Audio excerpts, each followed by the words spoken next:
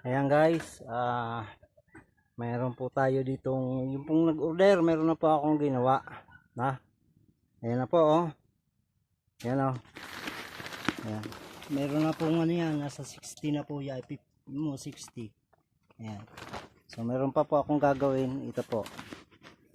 Ayan po. Gagawin ko na po ito, o yung pong nag-order, ay maaaring sold na sila. Sa kanilang order. Ayan po. Panoorin po ninyo.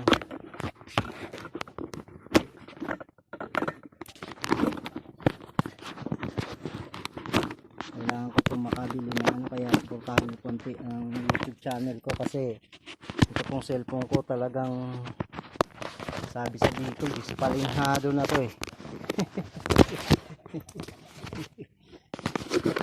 Kailangan ko makabili ng bago. Ayan, nakikita po ninyo. Ayan. Ayan. Ito po. Ayan, ilalagay po dito. Ayan, oh.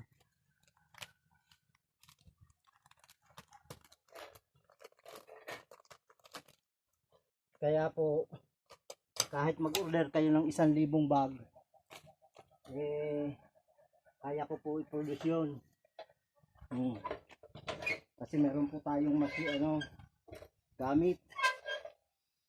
Ang tawag po dito is freezer. I-freeze po yung ganyan para masiksik. Ayan.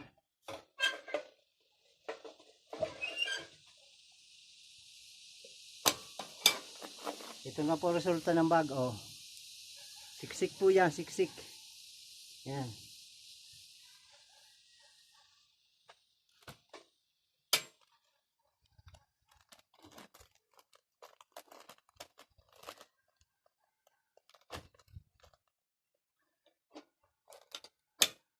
Kahit 1,000 orderin nyo, kahit ilang libo, kaya ko po yun i-provide.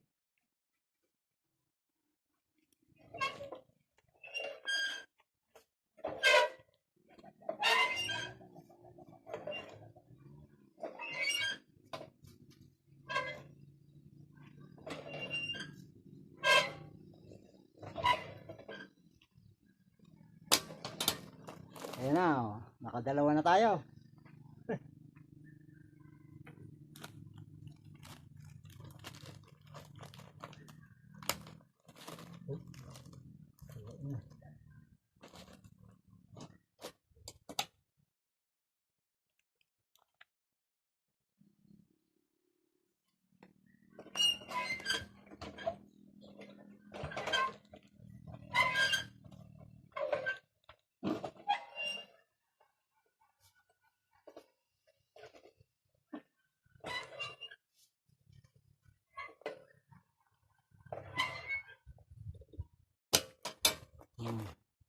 Nakatatlo na.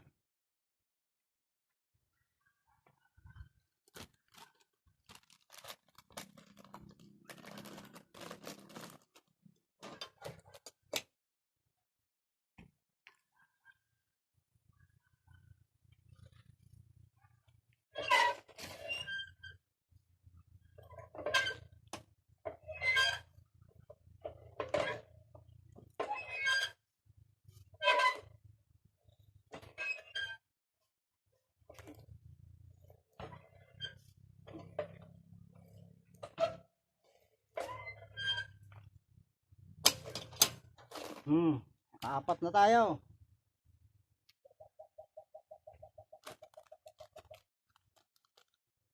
Marami pong proseso to mga kapatid kasi hindi po basta-basta magawa nito. Murang-mura na nga yung binta ko nito eh. Tingnan nyo kung paano gawin to.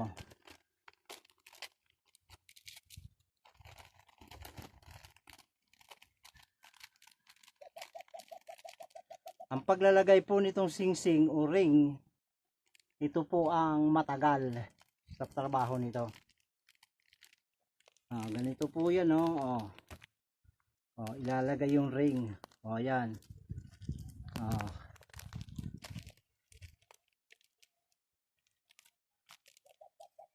Tapos baba natin yung silupin para po malagyan niya ng papel.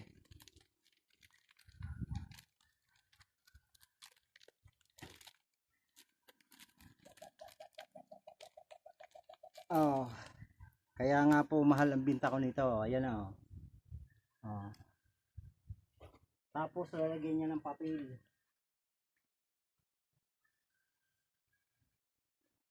Ito po yan. Para hindi po siya mapasok ng insekto. Ayan, finish na po ito. Ang gagawin na naman po nito, i-steam ito ng 9 hours. Hanggang sa ma-steam sila. Pakukuluan ng pakukuluan yung tubig. Na naka-steam po siya. Ayan. 9 hours. Pagtapos po noon, tatanggalin ulit ito. Pag malamig na, palalamigin. Ilalagay dito ang binhi. Ayan o, nakita nyo. Diyan ang binhi. Tapos noon, i-stock na naman yun mga 1 week, 2 weeks. Saka yan ibibinta kasi bago po yan ibibinta, kailangan po yung amag niya, yung white, ay umabot na at least hanggang dito. Ayan, pag nag-abot na hanggang dito, puti, tatanggalin na naman po ito. Ipapahiga na po ninyo doon sa paglalagyan nyo, saka i-sprayhan po dito. Ang pang-spray po dito ay malamig na tubig. Yung ice, tunawin po nyo yung ice. Pang-spray po dito. Yan, yun, hihintayin nyo na po na magtubo yon. At pagka nagtubo na, wag na kayo mag-spray. Patubuin nyo na lang po ng patubuin. Pag nakita nyo nagda-dry na po ito, dry na, parang wala na siyang tubig, mag-ano na, tuyo na, spray na naman po kayo. Ganun po ang pag-alaga niyan. Continuation po ito sa aking vlog kanina. No? So ito na po yon. I-steam na po ito doon sa drum. Pakukuluan ng tubig na nakalutang po ito doon sa ano, may ano po. Steam lang po, steam. Yung hindi po ito ibababa doon sa kumukulong tubig. Ayan. Steam lang po para ang bakterya lahat mamatay. Kasi pag may bakterya, magiging contaminated po yan. Walang tutubo. Ito po ay hindi magkukulay puti, kundi magkukulay po itong itim. Ibig sabihin, na-contam po siya. Contaminated po siya. Ayan. So, yan lang po mga kapatid. Tuloy ko lang po ito.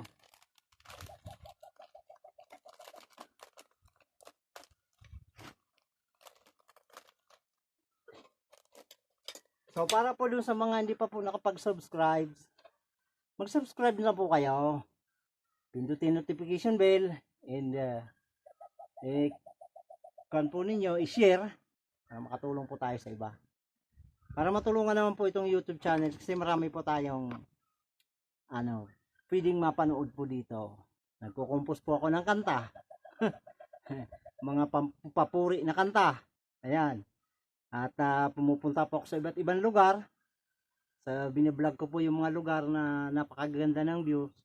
Kailangan ko po kasi makabili ng magandang camera saka yung cellphone kasi itong cellphone ko medyo ano na to, ispalinghado na. Kaya sana po tulungan nyo po ako sa pamamagitan po ng pag-subscribe nyo, like, comments, and share. Yun lang po. Magandang umaga sa inyong lahat. Pagpalain kayo ni Lord. Yan.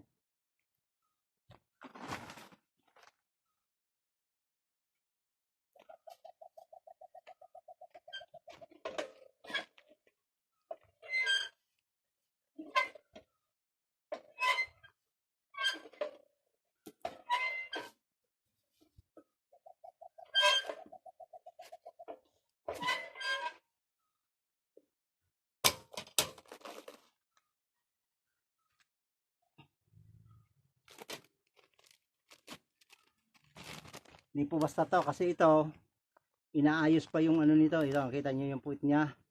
Inaayos po yan ng ganyan. Sinusundot ng daliri. Hanggang sa patayuin po siya hanggang nakatayo. Ayan. Marami po itong proseso.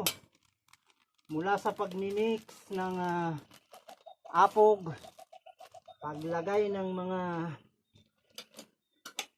sugar, at pag i-stockin mo ito ng 3 weeks bago mo ito magawa. 3 weeks. Pinaka mababa na ano.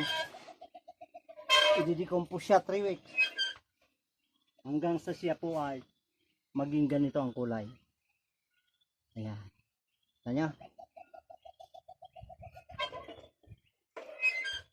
At kapag po ito hinawakan yung ganyan, yan, sa loob ng 3 linggo at bumuo ng ganoon, yan, ibig sabihin pwede na yan ibag.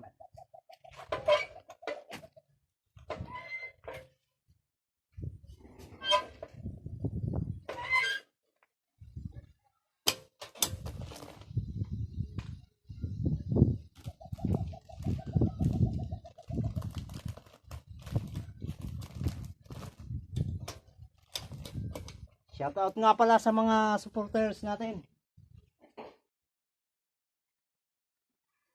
At sa mga anak ko na nasa Canada, shoutout sa iyo. Blessing pa ito kasi wala ako dito masyadong ginagamit na puhunan. Konti lang po kasi ako na po ang hahakot nitong kung ibabayad po ito lahat-lahat ay naku po, maraming gastos. Pati yung pambili ng binhi lang po, yun lang ang binabayaran ko. Ito po kasi pinagamit ng aking pamangkin, hindi po to sa akin. Bala ko nga magkaroon ng sarili, mahal po kasi 6,000, aabot ng 7,000 yan plus pamasahe. Pero kung mayroon akong siguro mga at least 30,000, 20,000, pwede na ako makabili ng ganito.